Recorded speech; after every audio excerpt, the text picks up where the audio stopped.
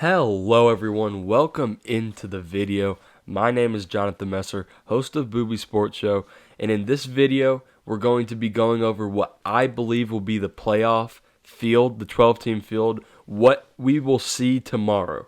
So I'm going to be giving my opinion throughout this video, but in this video I will be popping up the graphics that you will see that are popped up are who I think the selection committee will put in. So obviously we had conference championship games earlier today. As of right now, I'm filming this at night. Tomorrow we see. I believe it's 11 o'clock Central, 12 Eastern. We'll see who is in the playoffs and we'll get the full field. There's going to be a lot of controversy.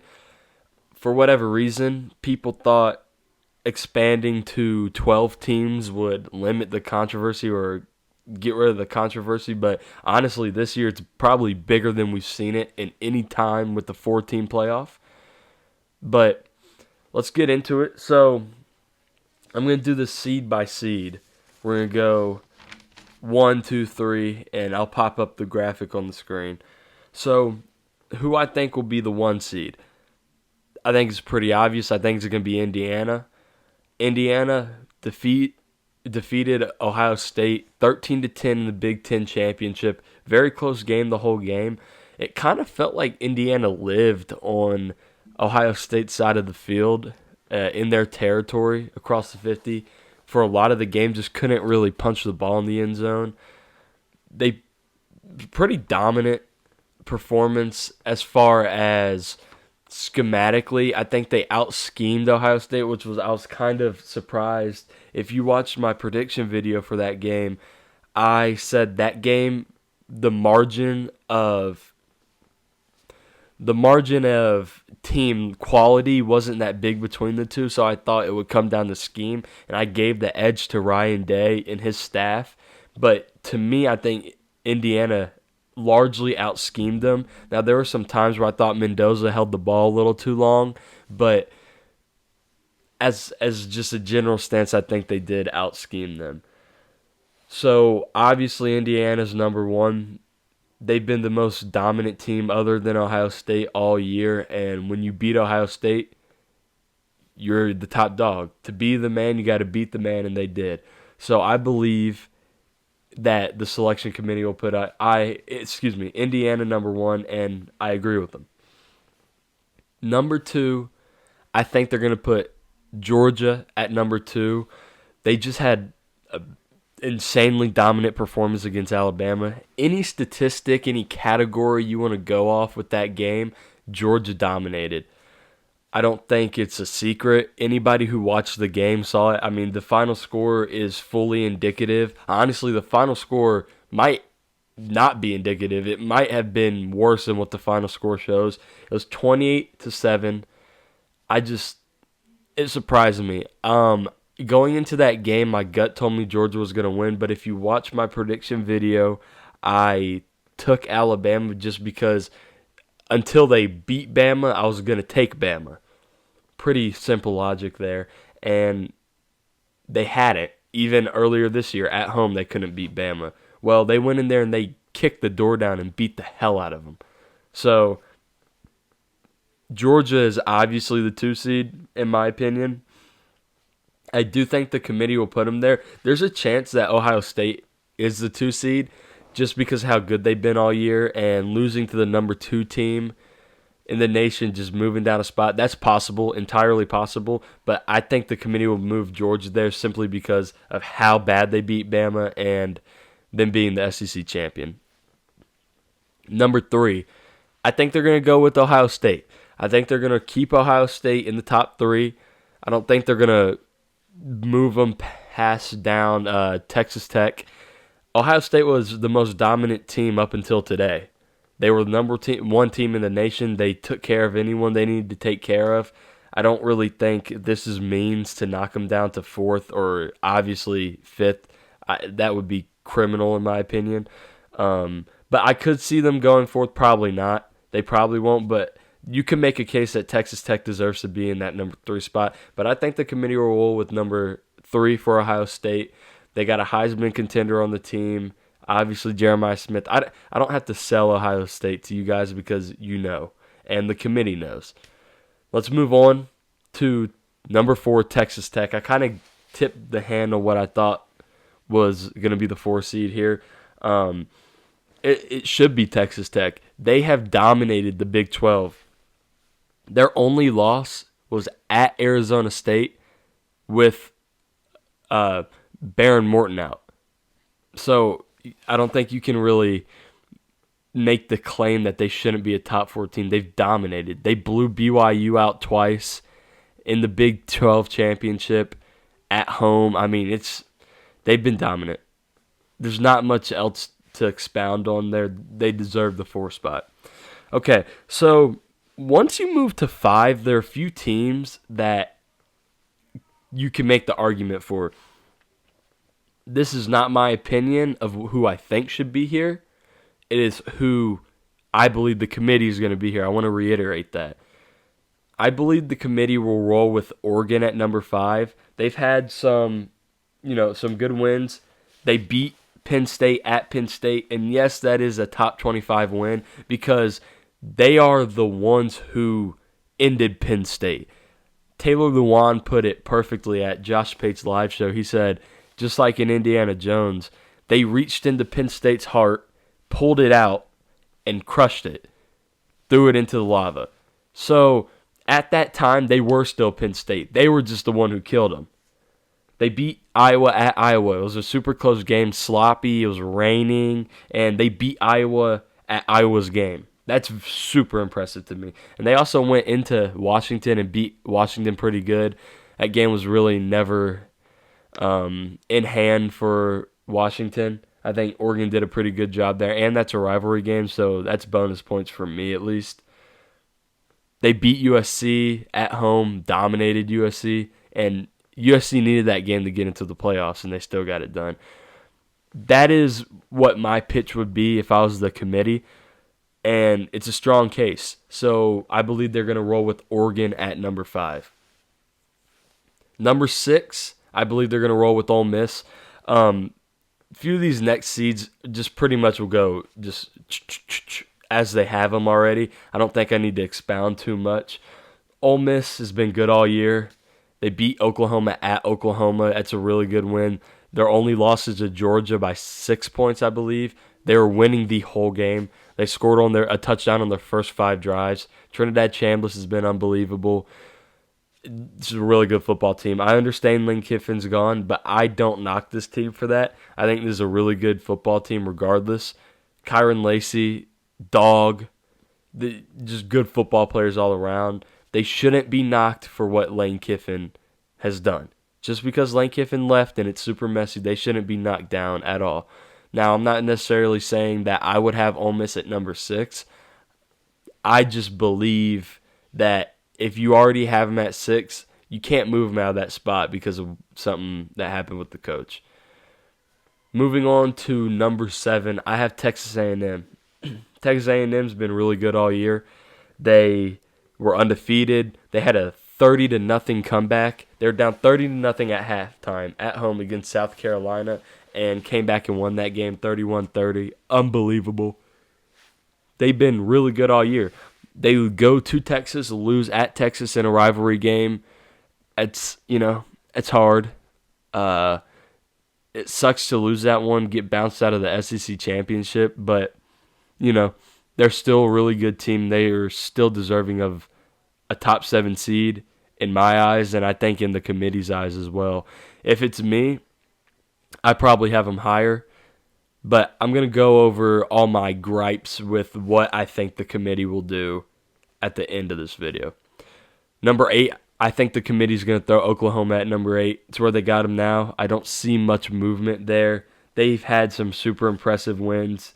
Beat Michigan at home, beat Auburn at home, beat Tennessee at Tennessee, and that was an elimination game for Tennessee. Beat Bama at Bama, beat Mizzou. These are all super impressive wins. And I understand you lose that Texas game, which didn't look good at the time, but Texas has really turned it on. John Mateer was, 6 days post-op on his throwing hand, so I don't put too much merit into that game. Plus, it was a rivalry game. Ole Miss, that game, that they just got beat at home too. So you can't put Oklahoma above Ole Miss because Ole Miss went in there and stomped them. But I think 8's the right spot for them, and I think that's where the committee's going to put them. Okay, now we got time for controversy. I'm going to give my predictions and then give my opinions after the video, or sorry, later in the video, because I want to be able to make my case for why I believe what I believe. This is just what I think the committee's going to do. I think the committee's going to throw Notre Dame in at number 9. Notre Dame obviously lost to Miami in the first week of the season by 3 points. But they've lost 2 games by a combined 4 points to the number 12, I believe, is Miami, and number 17 in the nation. It's hard to knock a team out of the playoffs for that. Now, usually the scenario is not that Miami is the one who is being compared to them, the team that beat them, but it's really hard to knock Notre Dame out there. And from the committee standpoint, I know there's been a lot of controversy about the committee's opinions on watching games and who's better, but of course that's going to come into play. And the committee clearly thinks Notre Dame has been playing better football and is a better football team right now, and that's why they're going to put them in. There's a reason the committee has very loose guidelines and rules of what they go by, because they need to be able to weasel their way out of stuff like a head-to-head matchup. So when they say, oh, we think Notre Dame's a better team right now because they've been playing better football, well, their guidelines allow that because they're not super strict. So they can throw Notre Dame in there. Now, this is the other controversial part. In my opinion, it really shouldn't be as controversial as Notre Dame Miami. I got Alabama at number 10. I think that's pretty obvious. I can't imagine being an Alabama fan and honestly an SEC person to be eliminated by accepting an invite to your championship game. That can't happen. Think about last year. SMU loses in the ACC championship. Bama is clearly a better football team. Bama, even though they have 3 losses, has a better resume and are not put in the playoffs because SMU was invited to their conference championship and lost it. They earned the right to play in it and they lost. So they weren't going to be hurt for that. The committee cannot do that. The committee can't just go back on it. I understand Bama got blown out, but I think the committee will do the right thing and put Alabama in at number 10. And then, obvious, 11 will be Tulane. They're the best group of 5 team this year, record-wise at least. They got an absolute psycho at head coach, John Sumrall. Great coach, by the way. Florida's back. But Tulane's really good. Are they going to be able to compete in the playoff? Probably not. And number 12, there's lots of controversy here, but I don't think Duke gets in at 7-5. I don't think the committee will do it, even though they are a Power 4 conference. I put air quotes around Power 4 because is it really Power 4? But I don't think the committee will do it.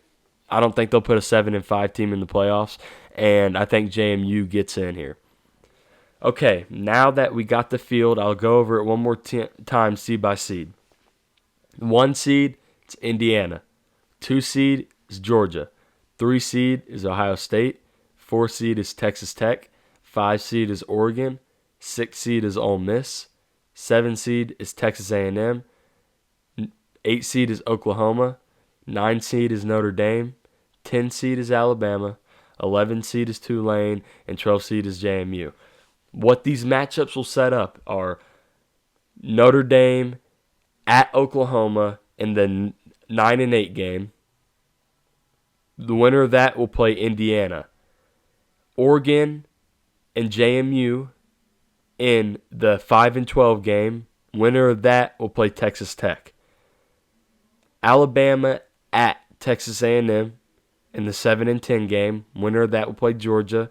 And Tulane at Ole Miss in the 6-11 game. Winner of that will play Ohio State. Okay, now that I got my predictions for what I think the committee will do, let's talk about my opinions real quickly. Who do I think should be in the playoffs between Notre Dame, Alabama, and Miami? For me, one is simple. I think it's pretty easy. Alabama needs to be in the playoffs and should be in the playoffs. So that's one. I think Notre Dame should be in the playoffs. And I understand Miami beat them. And I'm a big on-the-field person. I think head-to-head matchups matter. But I think the losses that Miami sustained matter. People are kind of just tossing them out the window as if they don't matter. And people point at Notre Dame and they say, well, Notre Dame has 2 losses as well, one being to Miami. I understand one's to Miami, but the other is by 1 point to Texas A&M. You have 2 losses by a combined 4 points to 2 top 15 schools. Like I said, I understand that Miami is one of them, but Miami has 2 losses to SMU and Louisville. They have 2 losses to conference opponents in a conference that probably is not even going to get a team in the playoffs. And even if they do, that is seriously considering that the committee is seriously considering not letting into the playoffs. A whole conference. You can't lose 2 games. And they don't have any marquee wins after that. I understand they beat Pitt, but Pitt's just another mediocre team who's highly ranked because they play in the ACC. I say highly ranked, but was ranked because they play in the ACC. That's all there was to Pitt. The ACC is horrible. And in my opinion, Notre Dame's got to get the bid over Miami. Okay, and that kind of jumps me into Duke. Duke's 7-5. I understand they're trying to make all these claims about, Virginia was just the latest of multiple Power 4 wins, ranked wins.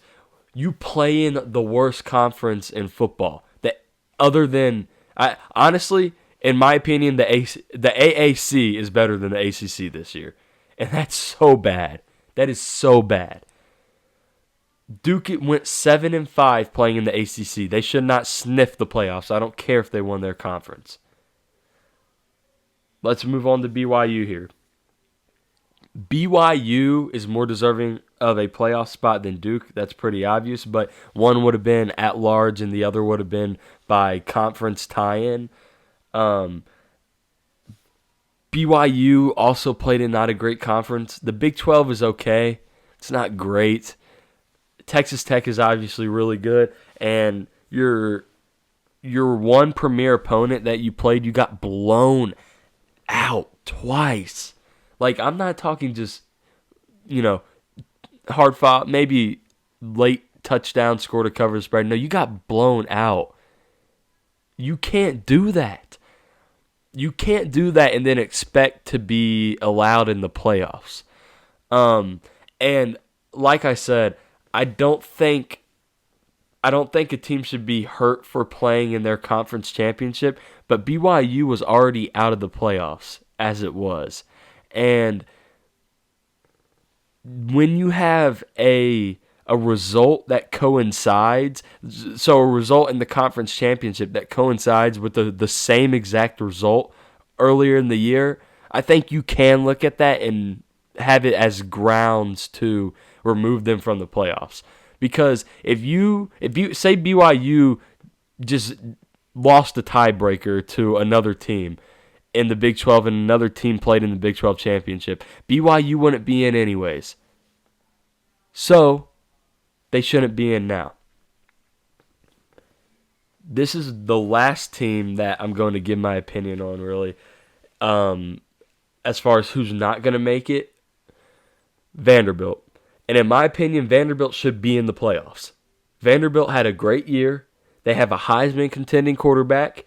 They have a great offense, a great defense, a great staff, and they've shown it on the field. They went 10-2. If it is any other logo than a V and a star, that team is in the playoffs. If it is any other team than Vanderbilt, that team's in the playoffs. And that just goes to show you how crooked and corrupt the TV companies are, all the big-time players in college football are.